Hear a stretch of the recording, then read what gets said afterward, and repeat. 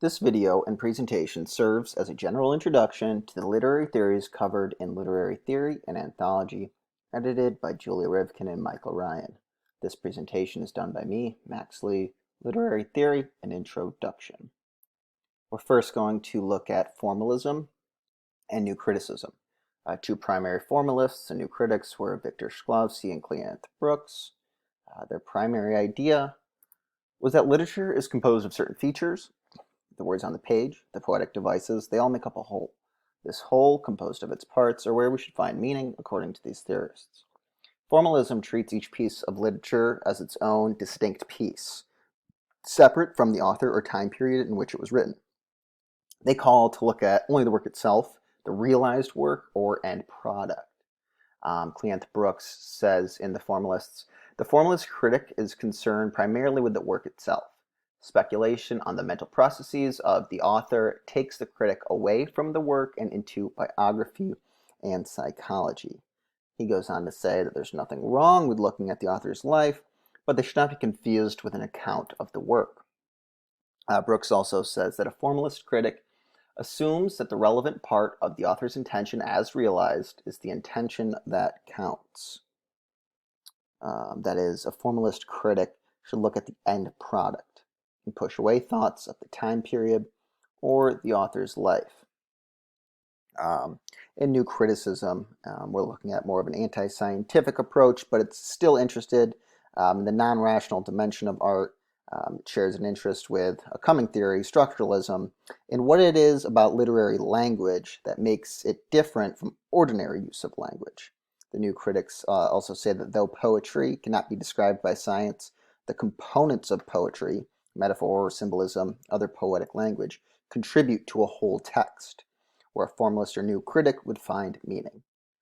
Victor Shklovsky wrote about art as a technique, and the technique used within a work by the author should be studied rather than the author, him or herself. Moving on to structuralism, linguistics, and narratology, three important theorists covered in the text are Jonathan Culler, Ferdinand de Saussure, and Michael Bakhtin. Looking back at formalism and new criticism, structuralism is connected to them, and that the theorists from both these theories were usually linguists. They also both focused on the structure and the components of a text to find meaning. Structuralism comes about after the first formalists, and it kind of builds and differentiates from them. Jonathan Culler in The Linguistic Foundation says of structuralism, structuralism is thus based in the first instance on the realization that if human actions or productions have a meaning, there must be an underlying system of distinctions and conventions which makes this meaning possible. In The Linguistic Foundation, Culler says that language is a system of rules and norms. To know English is to have assimilated the system of language. He argues that culture makes it possible for language to exist. Moving on to linguistics and structuralism, in Course in General Linguistics, Ferdinand de Saussure describes his approach to language. Rather than studying it in everyday life, according to the textbook's introduction to this course, he describes its essential features and treats language in the same way a scientist might treat an organism. He describes words as signs, but not signs for things. He describes the signifier, which is the sound we make when we speak, and the signified as the image or idea that our minds associates with that sound. This image here is the two-sided psychological entity of the linguistic sign. The concept is the signified, what we think about in our brain, and the sound image is the signifier, the sound we hear, or the psychological imprint of a written word. Each part recalls the other part. This linguistic sign is how meaning is made according to Saussure.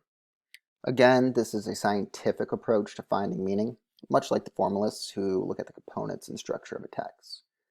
Michael Bakhtin in Discourse in a Novel creates a discourse about the novel genre by describing the essential components or structure of the novel.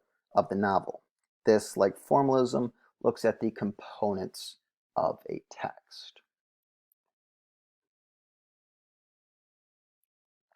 Moving on to phenomenology, reception, and ethics.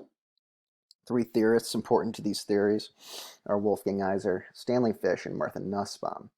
Here we're looking at theorists and critics who are looking more to the reader to craft meaning, and acknowledging that meaning changes from reader to reader. Stanley Fish, in Interpretive Communities, points out that readers come from different backgrounds and have prior knowledge. Because of this, they bring their own disposition to text when they read it. He explains how readers perform interpretive acts, and each reader reads a text that they make. Rather, a text exists because it is read. Wolfgang Iser, in The Reading Process, explains the difference between the phenomenological approach and that of the formalists in their study of component parts of a text. He talks about how a reader climbs aboard a text and makes connections between component parts.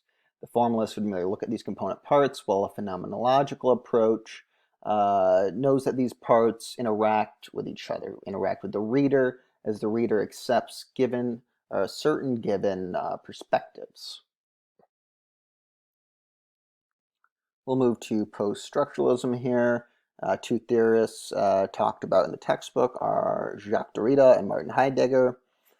Post-structuralism focuses on breaking down traditionally held institutions and structures. Post-structuralists came about even as structuralism was at its peak, and they looked to break down the institutions and universal ideas that structuralists valued. The sign of Saussure, the signifier and the signified, was no longer seen as an absolute truth and a universal. The culture that made language possible, in Color's eyes, was now seen as an order of power and social control, and post-structuralist thinkers sought to break down these institutions. They think things like women need to break free of the male-dominated thinking in philosophy and literature. They also look for value in the space between the components of the universal sign.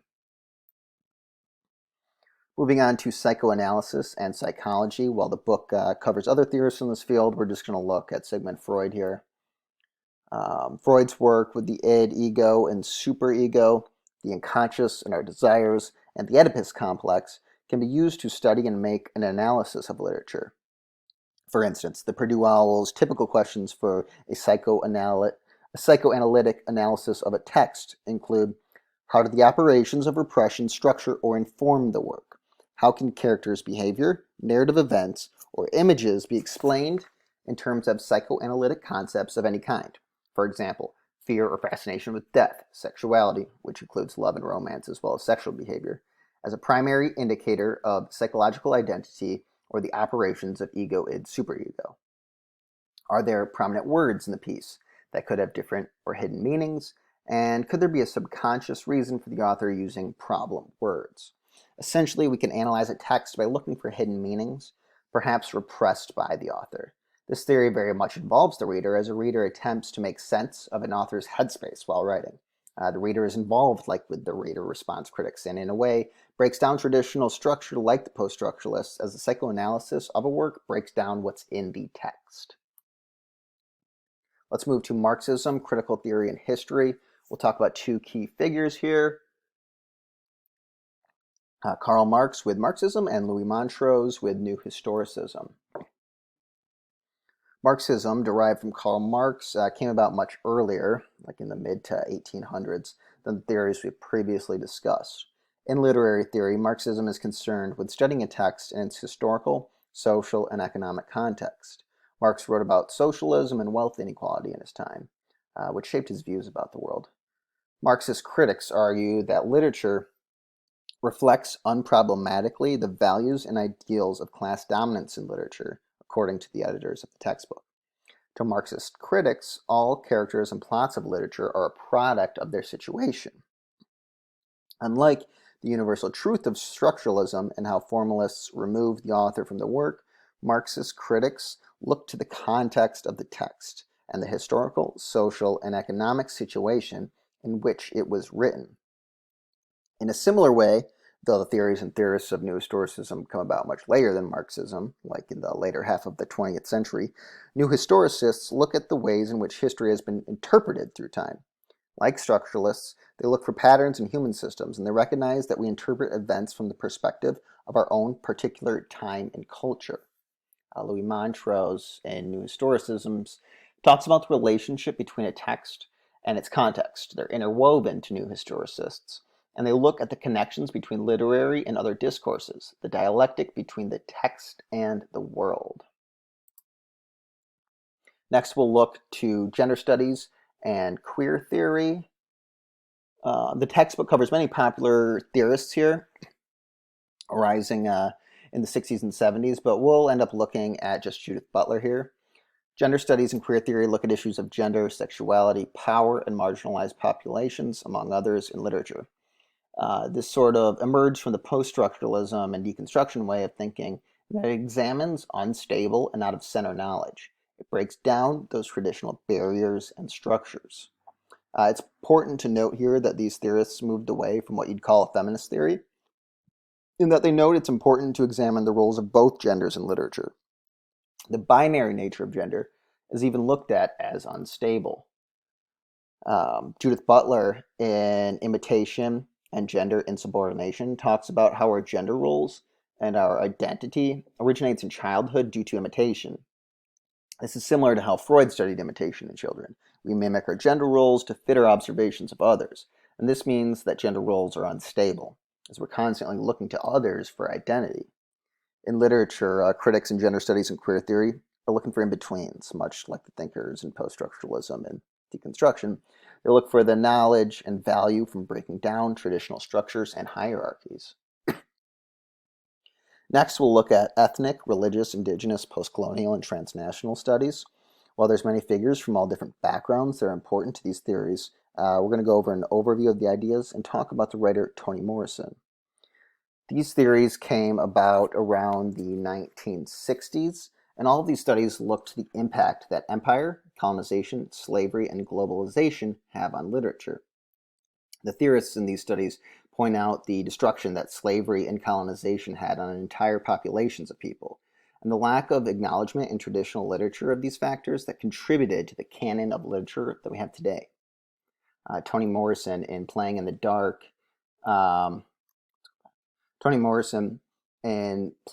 sums up these ideas and theories in the best way, in my opinion, as what she says can be applied to other races that were marginalized by white empires as well.